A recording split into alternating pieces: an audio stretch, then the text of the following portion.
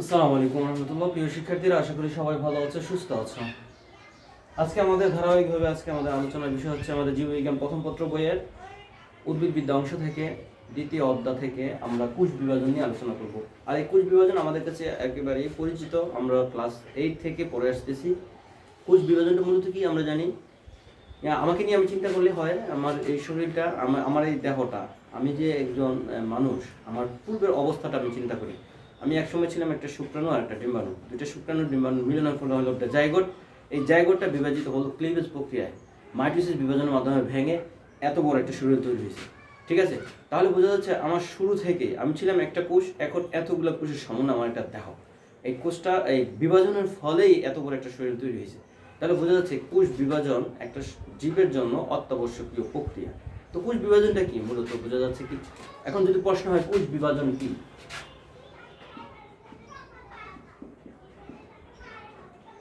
কোষ বিভাজন কি, তাহলে তুমি কি বলবা? কোষ বিভাজন হচ্ছে যে প্রক্রিয়া জীবকোষ ভেঙে বা বিভক্তির মাধ্যমে একটা কোষ থেকে দুটা অথবা চারটা অপত্য কোষে পরিণত হয়, সেই প্রক্রিয়ার নাম হচ্ছে কোষ বিভাজন।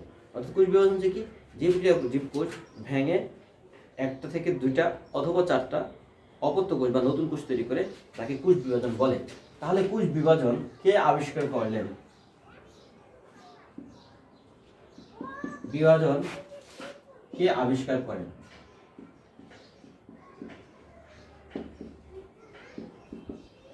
প্রশ্নটা কি, কোষ বিভাজন কে আবিষ্কার করেন? তো কোষ বিভাজন আবিষ্কার করেন কে? বিজ্ঞানী ডব্লিউ ফ্লেমিং।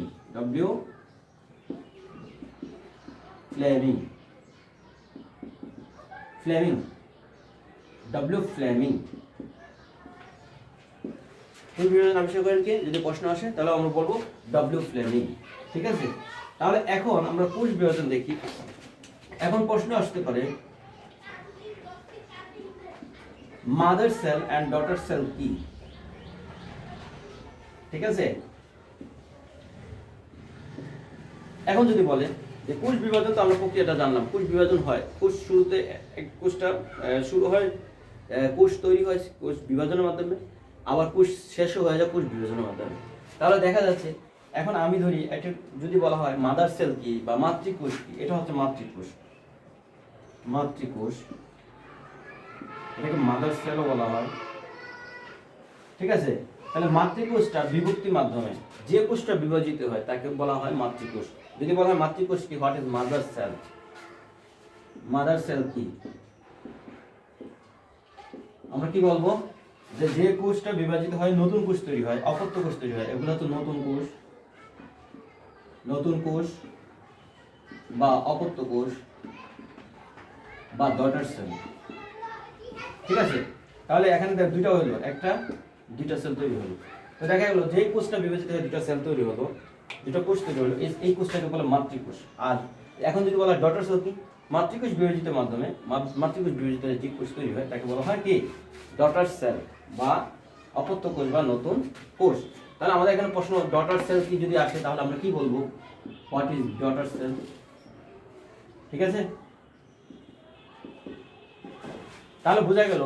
এখন আমার প্রশ্ন কত পেলাম, কোষ বিভাজন কি আবিষ্কার করেন, তারপর মাদার সেল কি, ডটার সেল কি, বা মাতৃকোষ কি, অপত্য কোষ কি। এই টপিকগুলো আমাদের নবম দশম শ্রেণীতেও আছে। আমরা নবম দশম শ্রেণীতে যারা আছি, আমরা এইভাবেই ওরা আমাদের এটাই। তো এখন আমরা আমাদের প্রশ্নগুলো এইভাবে আসতে পারে, ছোট প্রশ্নগুলো। তো এখন দেখি আমাদের এটা কি শেষ হলো, ডটার সেল পর্যন্ত শেষ হলো। এখন প্রশ্ন আসতে পারে, স্যার, যে কোষ বিভাজন কয় ধরনের হয়ে থাকে? টাইপ অফ কোষ সেল ডিভিশন,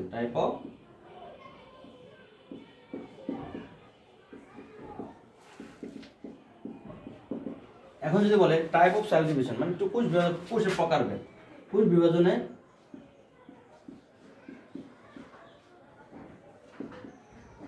প্রকারভেদ। ঠিক আছে স্যার, কোষ বিভাজনের প্রকারভেদ। এখন কয় ধরনের কোষ বিভাজন হয়ে থাকে? আমরা জানি 3 ধরনের কোষ বিভাজন হয়ে থাকে। কয় ধরনের? 3 ধরনের। নাম্বার 1, এটা হচ্ছে amitosis cell division.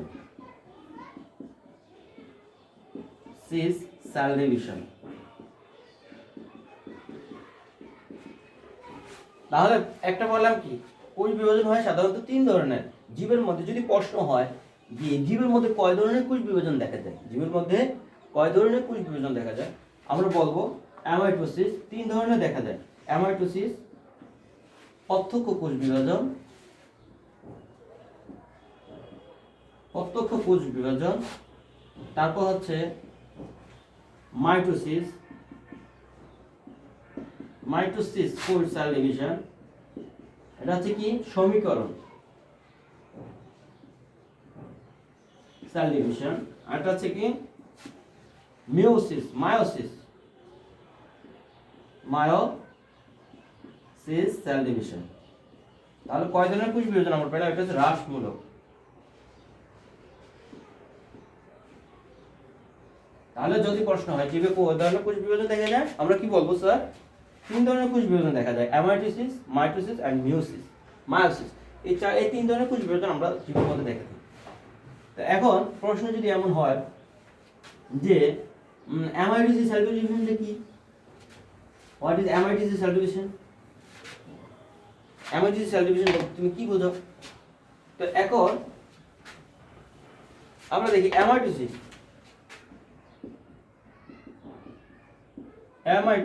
Cell division, এটার ক্ষেত্রে আমরা এটা বলতে কি বুঝি বা এটা কিভাবে সম্পন্ন হয়ে থাকে? একটা কোষ থেকে এত বড় দেহ তৈরি হয়। দেখা যায় যে সেল ডিভিশনটা কিভাবে হয়, যে একই জীবের ক্ষেত্রে এক এক রকম হয়ে থাকে। যেমন আদি কোষের ক্ষেত্রে এই মাইটোসিস আর মিওসিস যেটা ঘটে, মিওসিস যেটা ঘটে ওদের দেখা যায় নিম্ন শ্রেণীর জীবে দেখা যায় যে তাদের অ্যামাইটোসিস যেটা ঘটে এটা আদি কোষের জীবের ক্ষেত্রে ঘটে থাকে। আদি কোষী জীব যারা আদি কোষ দিয়ে গঠিত যে জীবের দেহ তাদের কোষটা যে বিভাজিত হয় এটা অ্যামাইটোসিস প্রক্রিয়া। কিভাবে হয়? এটা সাধারণত এটা আমরা যদি একটা কোষকে কল্পনা করি, এটা 2Na ধর, এটা হচ্ছে একটা কোষ, ঠিক আছে? এই কোষটা এটা হচ্ছে একটা নিউক্লিয়াস, এটা হচ্ছে তার সাইটোপ্লাজম, এটা হচ্ছে তার নিউক্লিয়াস, ঠিক আছে? সাইটোপ্লাজম আর এটা হচ্ছে নিউক্লিয়াস।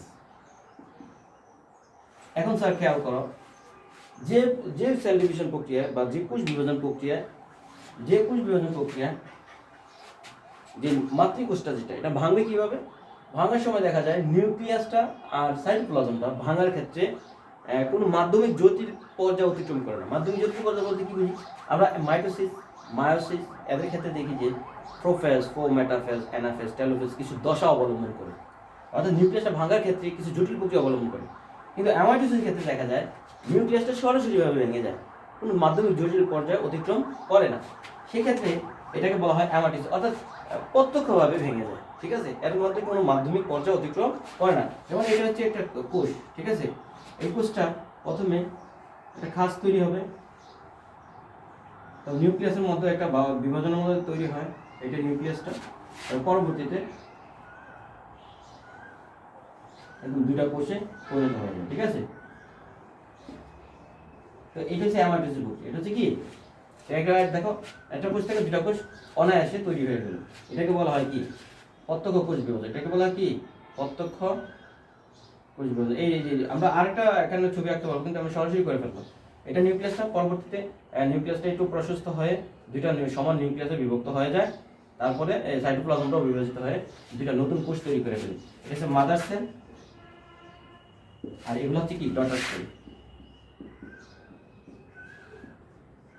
তাহলে দেখা যাচ্ছে যে সেল ডিভিশন প্রক্রিয়া নিউক্লিয়াস আর সাইটোপ্লাজম সরাসরিভাবে ভেঙে যায়, কোনো মাধ্যমিক জটিল প্রক্রিয়া অবলম্বন করে না, সেই কোষ বিভাজনকে বলা হয় অ্যামাইটোসিস প্রক্রিয়া, অ্যামাইটোসিস সেল ডিভিশন। তো এটা কোথায় দেখা যায় স্যার? এটা দেখা যায় আদি কোষের ক্ষেত্রে দেখা যায়। আদি কোষী জীবের ক্ষেত্রে তাদের যে সেল ডিভিশন প্রক্রিয়া এটা হচ্ছে কি? অ্যামাইটোসিস প্রক্রিয়া। যেমন ইটস, তারপর কিছু ছত্রাকের ক্ষেত্রে বা এককোষী জীবের ক্ষেত্রে এই ধরনের কোষ বিভাজন সম্পন্ন হয়ে থাকে। এখন আমাদের আরো প্রশ্ন আসতে পারে, এখন মাইটোসিস কোষ বিভাজন কি? Mitosis cell division. তো এখন খেয়াল করো, এর আগে যে আমরা কোষটা দেখলাম এই সংজ্ঞা, এই কোষ বিভাজন চিত্রটা আমরা দেখি, ঠিক আছে? হ্যাঁ, যে সেল ডিভিশন প্রক্রিয়া, এটা একটা কোষ, যে সেল ডিভিশন প্রক্রিয়ায় নিউক্লিয়াস আর সাইডে ক্রোমোজোম, এটা হচ্ছে আমরা ক্রোমোজোম ধরলাম তার, ঠিক আছে, 2n ক্রোমোজোম ধরলাম, আর এটা হলো নিউক্লিয়াস ধরলাম। তার এখানেও 2n, এখানেও 2n। যে কোষ বিভাজন প্রক্রিয়ায় মাতৃকোষটা একবার, নিউক্লিয়াসটা একবার ভাঙে, ক্রোমোজোমটা একবার ভাঙে, বা যে কোষ বিভাজন প্রক্রিয়ায় নিউক্লিয়াস ভেঙে একবার